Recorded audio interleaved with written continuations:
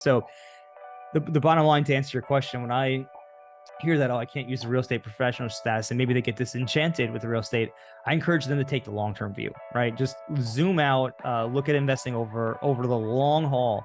And if you really look into the long-term real estate, the long-term benefits of investing in real estate, it ends up changing a lot of people's minds. Welcome to Multifamily Insights. I'm your host, John Casman, and I want to thank you for joining us for another great episode. If you're enjoying this show, I need you to do me a quick little favor, all right? Leave us that rating and review. We want to hear from you. We want to know what you love about the show, but we also want your honest feedback on anything we can do to make the show work harder for your investing goals. And if you haven't done so already, make sure you hit that subscribe button so you don't miss an episode. We've got a great show today. We're going to be talking to Thomas Castelli. Hey, Multifamily Insights listeners, if you're looking to invest beyond multifamily, make sure you check out the Invest Beyond Multifamily Conference this fall, Wednesday, October 11th through Friday, October 13th, here in Cincinnati, Ohio. Listen, you're going to learn how to invest in non-residential commercial real estate and master the art of scaling your commercial real estate business. Now, this event is being hosted by Ash Patel, guest on the show, and he's featuring great speakers such as Nate Barger and Joe Fairless. If you want to learn how to invest beyond just multifamily, be sure to check out this event October 11th through the 13th. All you have to do is go to investbeyondmultifamily.com/fall-conference. Again, that's investbeyondmultifamily.com/fall-conference. Thomas Castelli is a tax strategist and investor who helps real estate investors keep more of their hard-earned dollars in their pockets and out of the government's. Now, over his tax career, he has worked with one-to-one with 100 plus investors to help them reduce their tax liability. On the investing side, he was on the sponsorship team of an 82-unit apartment community and has invested in multiple syndications and funds as a limited partner. Let's welcome to the show, Thomas Castelli. John, thanks for having me. I'm honored to be here today. Absolutely. Hey, Tom, listen, I went over your bio at a very, very high level. Why don't you take 2 minutes and fill in some of those gaps? Yeah, so absolutely. So when I was in college, I was going to school for accounting, and while I was going to school for accounting, I kind of realized, okay, that 9 to 5 grind, what was going to happen after college probably was not going to get me to where I wanted to go. So I started reading a lot of books. Rich Dad, Poor Dad was one of them. And then from there, the rabbit hole went pretty deep. And I kept seeing the common theme of real estate. Real estate was a vehicle people used to build wealth. So while I was in college, I started attending different meetups and events, and eventually stumbled upon a group that was doing a 3-day weekend on multifamily syndication. So that was right after I graduated college and right before I was about to start my first full-time job. And so what happened was I went to that weekend, fell in love with the syndication model, and from there started attending their meetings and basically started investing as a limited partner with someone who would eventually become my mentor. So my mentor was like, "Hey, Tom, look, if you ever find a deal that's worthy of syndicating, we'll syndicate it." So, I went out there and started, banging the phones, if you will, building up relationships with brokers, eventually found a deal that we syndicated and has since gone full cycle. That was the 82-unit apartment community. And then kind of around that same time, interestingly, I was like, you know what? I really just want to focus my career on real estate. So that's when I met Brandon Hall, founder of Hall CPA, and we also known as the real estate CPA. And now pretty much since then, I've worked as a tax strategist to help real estate investors reduce taxes. So it kind of was a nice blend of my passion for real estate investing as well as my background in accounting. And today, because I'm so busy at the firm at this stage in my career, I invest as a limited partner because I just don't have the bandwidth, if you will, to be full force doing deals actively. So that's kind of a little bit about me, how I got here. I love it, man. You gave us some great feedback on your background there. So just one, starting out, you kind of did some research while you were in school and realized that, hey, real estate's a great vehicle to invest in. Let me start learning about this now. You've attended networking events, which again, nice insight there. You got to get out there, connect with people, build those relationships. From that, you ended up, working with this group in some capacity as a mentor. And ultimately, they said, hey, if you find a deal that works for syndication, we'll help you. And that's exactly what you did. You went full cycle in that deal. And now you're with, the real estate CPA and helping other people, maximize the money in their pockets from the tax situation. The last thing I'll point out, I think it's really important. It's kind of a subtle thing, but it's really important. You said, hey, I don't have as much time now to be on the active side looking to find my own deals. So now I'm investing passively as an LP. I think so many people only focus on being kind of that active general partner and Yeah. don't really recognize how much of a benefit it is to actually just be passive and invest passively, especially if you're having a hard time finding deals or you just don't have the time to find deals. Can you talk to me a little bit more about that, either transition or process for you to decide, hey, you know what? I don't have that time to be active. Let me just invest passively because I still believe in real estate. Yeah, absolutely. So when I was younger, when I was in my 20s, I was really ambitious. It was like, I want to take over the world type of mentality. And you kind of realize after a while you can't do everything at one time. So I kind of realized what season of my life am I in? And I was like, okay, well, I'm in the season of my life where it makes more sense to focus on my career in accounting than maybe it does being an active investor. Because being an active investor, like you kind of mentioned, there's a tremendous amount of effort and coordination and ongoing time that needs to be put forth to be an active investor. You can't just, especially if you're going to be syndicating, right? You're going to have investors. You can't just be like an absentee owner, if you will. So for me, I don't have that type of bandwidth, but I realized, hey, look, in this season of my life, I still believe in real estate, like you said. And I was like, how can I get access to deals? How can I invest away from the stock market and still get access to real estate? And I realized, oh, syndication is a great way to do it. Instead of being on the active side, I'll just be on the LP side. So I realized that you can still get a lot of the benefits of being in real estate and investing in real estate, even if you're not the one actively involved in the day to day. No, I love that. So listen, you are kind of the CPA and helping out a lot of other investors maximize their returns and keeping more of their own money. I know you and I believe in multifamily as a great vehicle for those people who are, again, learning about the industry and learning more about why multifamily versus, say, the stock market. What are some of those benefits of investing in multifamily? Yeah.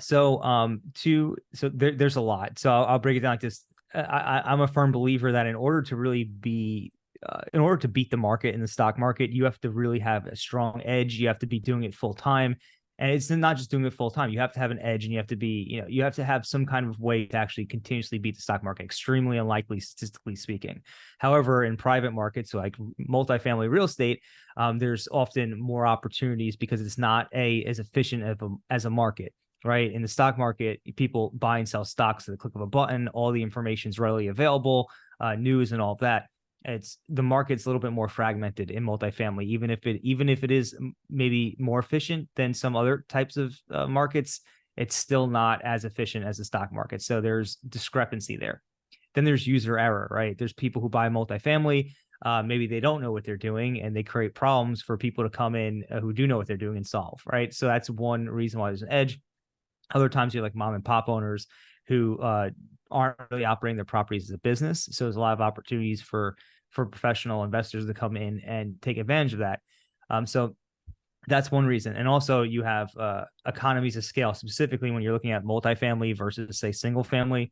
It takes basically if you're an investor, if you're on the LP side, right, you're a passive investor, you can go and put your money into a single family house and maybe you're going to run turnkey, or you can put it into a multifamily. Now all of a sudden you have multiple units to spread your risk over. Everybody knows the saying, if you have one single family rental and it goes vacant, well, then you have no revenue coming in the door, and now you're on the hook for the expenses, and you have to try, quickly get someone in the door and lock them in. But if you have a multifamily property, if you have a 20, 30, 40, 100,000 unit building and it's not 100% occupied, you can still keep the operations going. So from a risks perspective, it's a lot less risky. And then, obviously there's a lot of tax benefits to real estate in general, but specifically with multifamily, there's a lot of I don't want to say unique. There's a lot more potential because of the economies of scale that comes with a multifamily property. So kind of when you package that all up with the rest of the benefits of investing in real estate, principal pay down, forcing appreciation through value add opportunities, really makes multifamily a really attractive asset class. And last but not least, of course, not to mention that there's a housing shortage and everybody needs somewhere to live. So that natural supply demand discrepancy does make it a favorable asset class. Yeah, you talked about really needing an edge, right? Particularly when you think about the stock market. you need an edge if you're going to win and try to compete, because those people are making these trades real time, all day, every day. So it's hard to outperform the stock market if you don't have some level of an edge right there. But when you go into real estate or private sector in general, but particularly real estate, you can find those opportunities, maybe looking at properties that are owned by mom and pop owners who are not running it like a business, maybe looking for scale, right? Those economies of scale, buying bigger assets that give you more flexibility, having more predictable cash flow because you've got 100 units instead of just 1 unit. So all those things help, not to mention some of those tax benefits. Let's talk a little bit more about the tax benefits, because I think, in some ways, we all know their tax benefits when it comes to real estate. But I think people sometimes have a hard time understanding, like, if it's for them, who actually benefits the most from some of the tax benefits that you can get with commercial real estate and specifically multifamily. So who benefits the most? So yeah, that's a great question. So I could break it down in a lot of different ways. People who benefit the most would be people who are actively involved in real estate, who do this on a full-time basis. And I'll explain a little bit why. So there's a little, not a little, there was the Tax Reform Act of 1986 that was passed, back in the 80s. It made all rental activities passive by default underneath the tax code. And what that meant was that any losses that are generated by rental real estate can only offset income from other passive sources. And other passive sources are typically like other rental properties you might have, or businesses in which you're not actively involved in, like limited partnerships in like an ATM fund or a car wash, something like that. So that was the first issue, right? So with real estate, you have an expense called depreciation. So that's a non-cash expense that basically reduces your income without necessarily reducing your cash flow. So to kind of give a quick example of this, and then I'll explain why it's so powerful for people who are in the business full time. Let's say that you have, let's call it $10,000 of rental income, right? Then you're going to have, let's just say $5,000 of real expenses. What I mean by real expenses, I'm talking about insurance, property management fees, repairs and maintenance, property taxes, so on and so forth. These are expenses you actually have to pay a third party. They're going to leave your bank account. So in a normal business, you'd have $10,000 of revenue, you'd have $5,000 of expenses, you'd have $5,000 of net income. Now you'd pay tax on that net income. Usually in a business, anywhere up to 37% at the federal rate, plus potentially the self-employment tax, which is another 15.3%. And on top of that, you might have state and local taxes, depending on where you are, and that adds up pretty quickly. But now we enter this depreciation expense. So this depreciation expense, let's just say, for the sake of this conversation, and I'll expand on it in a minute, let's just say it's $6,000, right?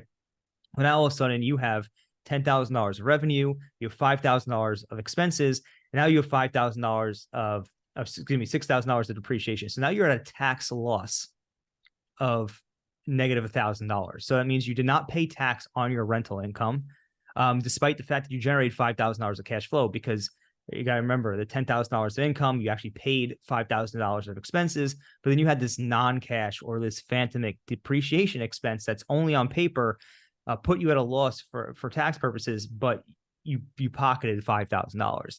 Now, there's something that's been in place since 2017. It's actually been around a little bit longer than that, but for all intents and purposes here, something called bonus depreciation that was actually at 100% between the end of 2017 and the end of 2022, which allowed you to greatly accelerate and increase your depreciation expense in the first year. So instead of having a $6,000 depreciation expense, you might have had a $30,000 depreciation expense. Well, now you're at a tax loss of $25,000. So not only did you shelter your rental income, but now you have this loss. Now, if you're active, you can qualify for something known as the real estate professional status. What the real estate professional status does is turn that loss from passive to non-passive. So that means that it can offset your other forms of income, such as income from a job or another business. So what you'll see is, say you're in the business of real estate full time. Maybe you're an agent, you're a property manager, you have all these, you have income sources from real estate. And because you can qualify as a real estate professional, if you invest in rental properties, you can take the losses from those rental properties and use it to offset your income from your earned income, if you will, and significantly reduce your taxes. This also works really well for married couples. Sometimes you have a married couple. One of them is a high income earner. Maybe they have a job or a business, whatever the case is. The other one works full time in real estate. The losses from the full time real estate investors' perspective can offset their spouse's income. So that's why it's particularly powerful for people who are active full time. But I just want to zone in and just key in on the part where, so that's how the real estate professional status allows you to take the losses, right? Now, if you're not a real estate professional, or in other words, you're a passive investor, you're not in it full time, you still are able to shelter your rental income from tax. So even as a passive investor, this is powerful. Like, take a high income earner, maybe they're a doctor, right? For sake of argument, whatever their job is. And they're maybe getting taxed the 37% tax rate on their earned income. That hurts. But if they're able to start funneling their earned income into these passive income sources or into real estate, and they're able to shelter their rental income from tax, it could significantly reduce their taxes.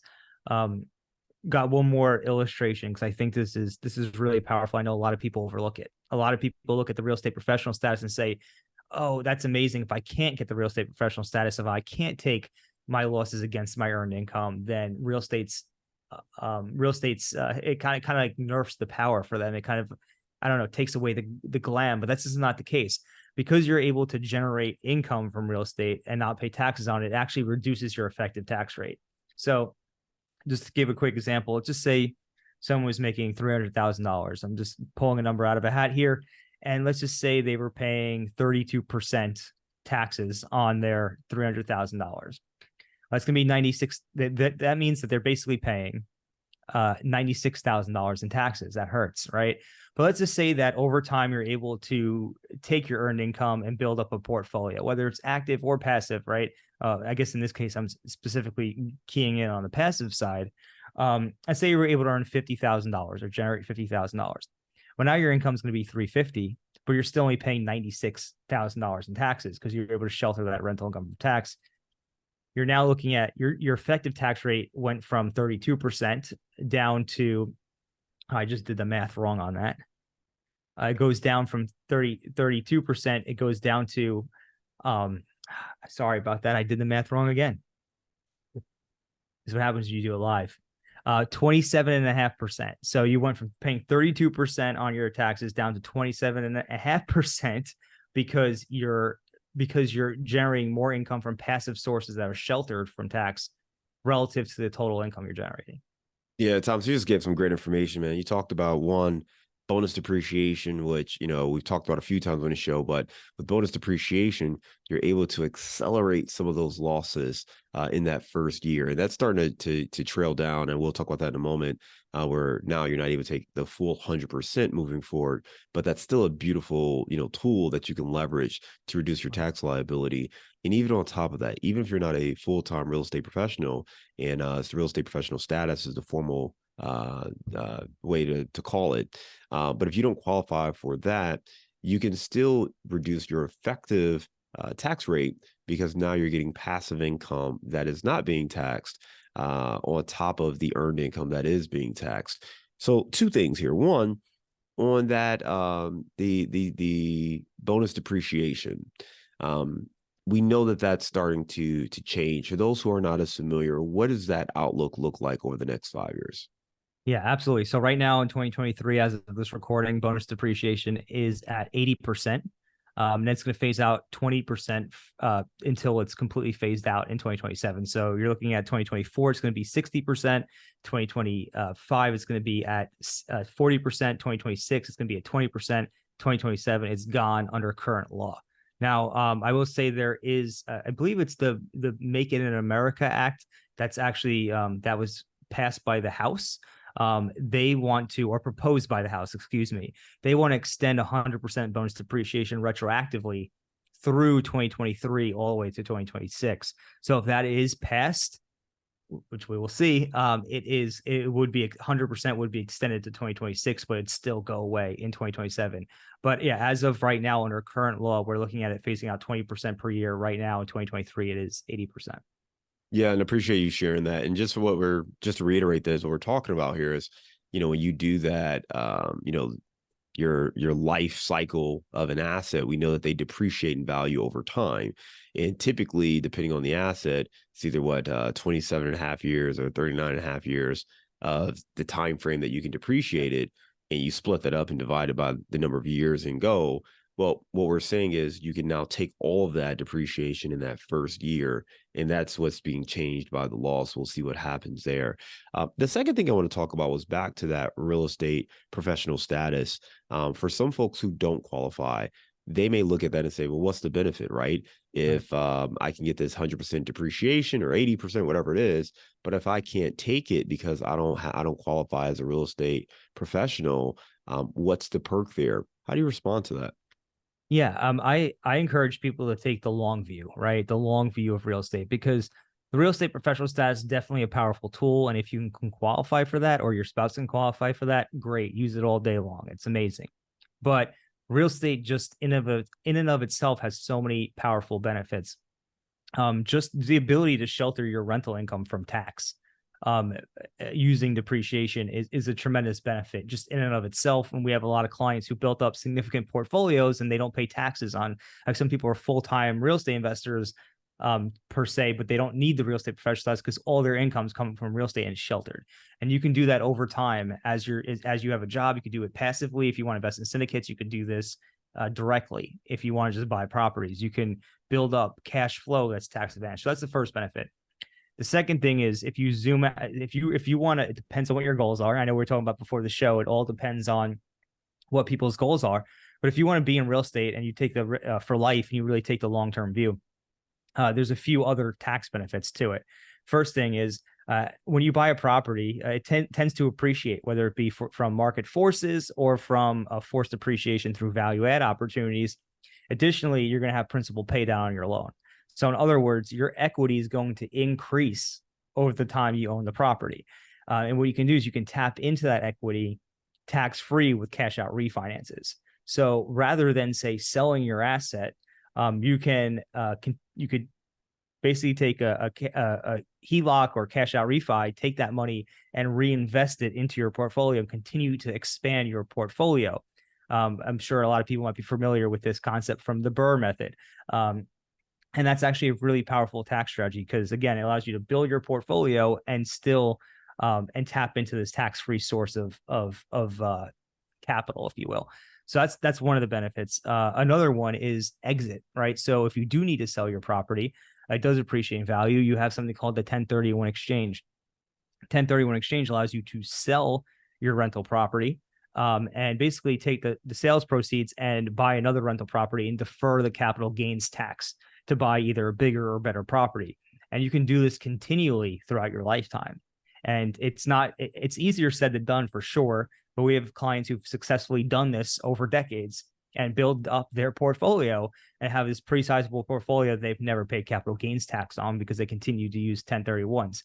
So if you just take the long-term view of it, even if you're not able to use the real estate professional status, the tax benefits of investing in real estate is really unmatched. And on top of that, when it comes to estate planning, to kind of put the final cap on it, depending on your situation, there's something called the stepped up in basis. So what happens is, when you pass away, your heirs will receive your assets at the fair market value at the date of your death. So if they were to sell it the next day, there's effectively going to be no capital gain. So there's a strategy called swap till you drop. And that's what it's kind of being coined as. And it's when you basically do 1031 exchanges over and over and over and over again throughout your lifetime, and then pass your real estate down to your heirs, they effectively pay you've escaped paying capital gains taxes on it, and pass it down to the next generation, and they're not paying capital gains. So the bottom line, to answer your question, when I hear that, oh, I can't use the real estate professional status, and maybe they get disenchanted with the real estate, I encourage them to take the long-term view, right? Just zoom out, look at investing over the long haul. And if you really look into the long-term real estate, the long-term benefits of investing in real estate, it ends up changing a lot of people's minds. I think, to your point, man, you mentioned the 1031 exchange, right? That's one powerful tool that you can use to continue to grow wealth and continue to add more value to your portfolio. You talked about that, swap till you drop approach, which is a great strategy. Again, talk about that long-term view. It's a great strategy to, create this wealth without having to pay the capital gains taxes on it. And I think the one thing you didn't hit on, which I think is interesting too, is that this isn't a use it or lose it situation with the benefits there. So it's not like Right. you do the depreciation, and if you don't take that in year one because you don't qualify, that it's gone. It stays on your book. So can you talk a little bit more about kind of the benefits of investing in maybe in the future if you have that capital gain? Yeah, yeah. Actually, I'm really surprised I didn't hit on that. So basically what happens is you have You're like, these. I'm surprised. What am I doing? Yeah, yeah. I mean, it's such a basic benefit. I guess I just overlooked it. So what happens is when you do have these when you do have these losses generated by depreciation, again, if you're a real estate professional, you can take them against your active income. But if you're not, what happens is they will offset any other passive income you have for that year. So if you have other rental properties that are maybe generating net income, net rental income, maybe if you own them for a while and there's not that much depreciation there, it can offset that. Now, if the losses still exceed all your current passive income for that year, they will be suspended and carried forward on a form called 8582. You want to make sure you have that on your tax returns if you have passive losses, because we see a lot of people not have it and they miss out their passive losses. But it carries forward to future years. And basically, say in year two, let's just say you have rental income in year two. It can offset the rental income in year two. Additionally, it can also offset capital gains from the sale of rental property. And that's kind of been coined as the lazy 1031 exchange, because effectively what you can do in that case is, say you sell a rental property, you don't want to use a 1031. You can use losses that you have suspended to offset that gain. Now, in that same year, let's say that you don't have enough suspended losses from prior years, you can go make an investment in another property, whether it be you acquire it yourself or you invest in a syndicate that's going to do a cost segregation study and use bonus depreciation and pass losses through that K1. You can use those losses to offset the capital gain from sale. So these losses, they don't get lost, to your point. They can offset the future income that you have from your rental activities, or be used to offset your capital gains from the sale of these rentals. So just another benefit of rental real estate. I think it's such a powerful tool. And, to summarize everything you said, it's an asset. When you're investing in real estate, particularly commercial real estate, it's an asset. And you may not know exactly how these assets are utilized today, but when you have assets, you can play around with them, in the future. So again, you may not have the passive losses or the passive income gains, this year, maybe not next year. But if you look down into the future, if you're going to be investing, now you're going to have some options if you are investing with this strategy. So it's great to accumulate assets, allow them to help you grow your wealth. And then it's really important to have someone like Tom on your team that can help you take a look at the assets you have, the liabilities you have, your tax situation, and help you make informed decisions. You mentioned that form, was it 80, 85, 82 or something like that? Right, right.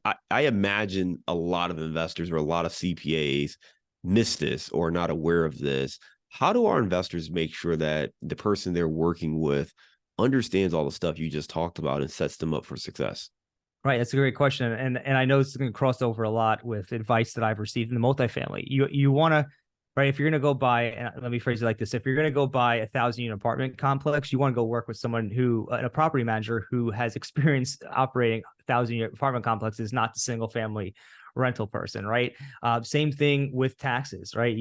A lot of CPAs out there are generalists, and what I mean by that is that they focus on a wide array of industries, and because of that, they never go really deep into any one industry. And then they end up missing the little things, and sometimes the big things too, like the Form 8582, the passive losses, cost segregation studies, real estate professional status. I mean, there's been so many times where we've worked with clients who came from other CPAs who they clearly qualified for the real estate professional status, but their CPA never told them, or they could have, used a 1031 exchange, but their CPA never told them. Maybe the CPA was never aware. They just never knew. So really, when you're shopping for a CPA or a tax professional in general, you want to ask them questions. Hey, do you have other clients that are like me that invest in real estate? How many clients do you have that invest in real estate? Have you ever used a 1031 exchange or helped the client with a 1031 exchange? Do you have clients who use the real estate professional status? Just kind of poke around and figure out what do they, The bottom line is you want to find out, do they have clients that work in real estate? Do they have real estate expertise? And have they helped people in similar situations to you? And that's gonna, when you find CPAs like that, that's someone you're probably gonna want to strongly consider working with. No, that's great advice there. And it goes back to, again, vetting your team members. And when you're talking about, finances and particularly about creating wealth, you want to make sure you're the right team, and that financial advisor, that CPA, that tax professional, that person is a team member and they need to help you. And if they're not aware of these various strategies, it may be time to upgrade. I mean, I know that it may be a family friend or someone that helped your dad with his taxes, and it might be great relationships, but you need to find somebody that really understands the nuances of what Tom is talking about, because they're going to help you maximize your tax situation and ultimately maximize your earnings and how much money you have for you and your family. Tom, one more question before we go to a round of insights here. We've talked a lot about investing in general. We've talked a little bit about maybe that passive investor. For general partners, are there any strategies or any advice or tips that general partners should think about when it comes to investing or tax strategies? Right, absolutely. I think so. There's a bunch. So, as a general partner, you're going to want to be aware of cost segregation studies and how bonus depreciation works, because at the end of the day, some of your investors, some of your limited partners are going to be investing for bonus depreciation so that they can use it to offset other investments they might have.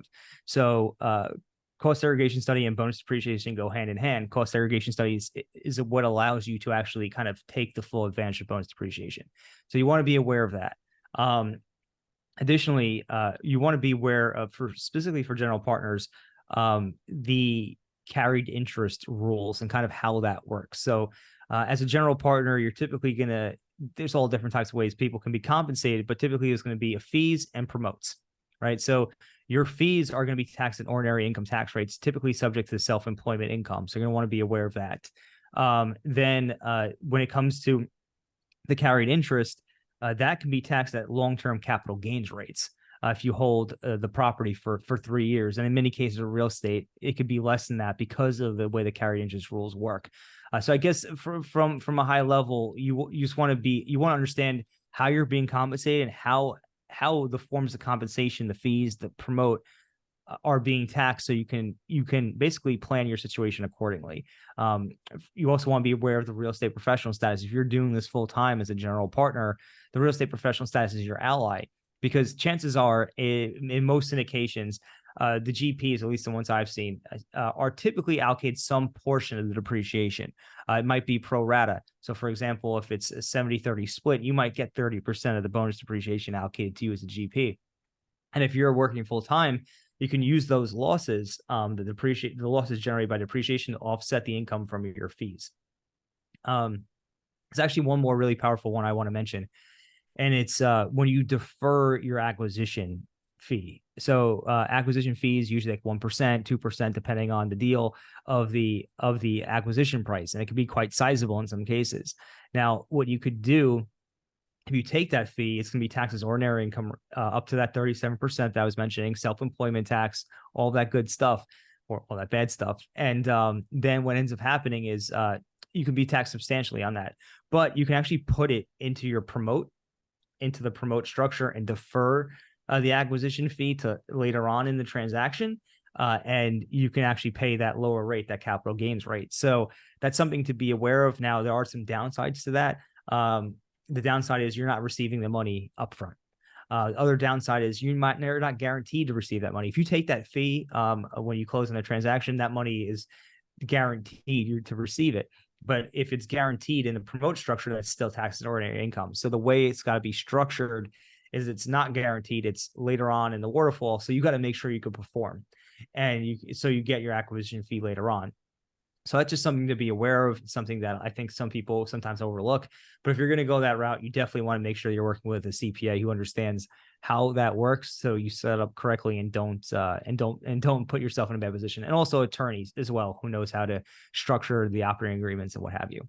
I love it. Great information right there. If you want to learn more, you can reach out to Thomas and his team at therealestatecpa.com.